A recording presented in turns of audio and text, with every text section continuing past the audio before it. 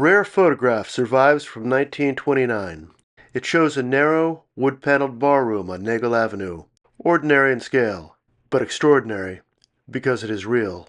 Two bartenders stand behind a polished counter. Mirrored liquor cabinets line the wall. Customers sit in a tight row of stools beneath a hanging light. The image captures a working speakeasy, exactly as it existed in the final years of Prohibition, at 148 Nagle Avenue in Inwood. 2 years after the photograph was taken, the quiet routine in that room came to an abrupt end. On Saturday, February 7th, 1931, a man named Isidore Brown entered the establishment and attempted a hold-up. The newspapers described Brown as a veteran of the underworld, noting that his criminal history reached back nearly 3 decades, dating to 1902, as the New York Sun reported. Brown demanded the proceeds from the illegal sale of beer and liquor, money that had been taken in that night. Present inside the speakeasy was Sergeant William F. Finley, a guard employed by the Armored Motor Service.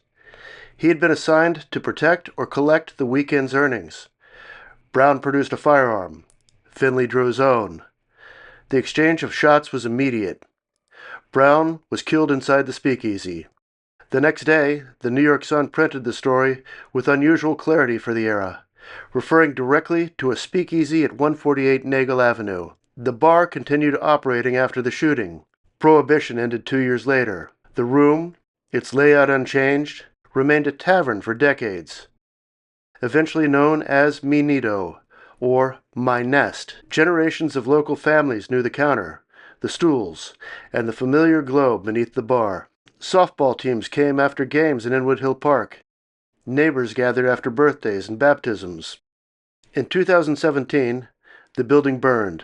The structure that had survived the Depression, Prohibition, and 90 years of late-night traffic finally collapsed. But the 1929 photograph remains. It preserves the real space, a Prohibition bar with its lights on, its patrons seated, its bartenders staring back toward the lens, and it connects directly to the last violent chapter of the era, when a hold-up attempt ended in gunfire and a longtime criminal's life came to a close inside a narrow speakeasy at 148 Nagle Avenue.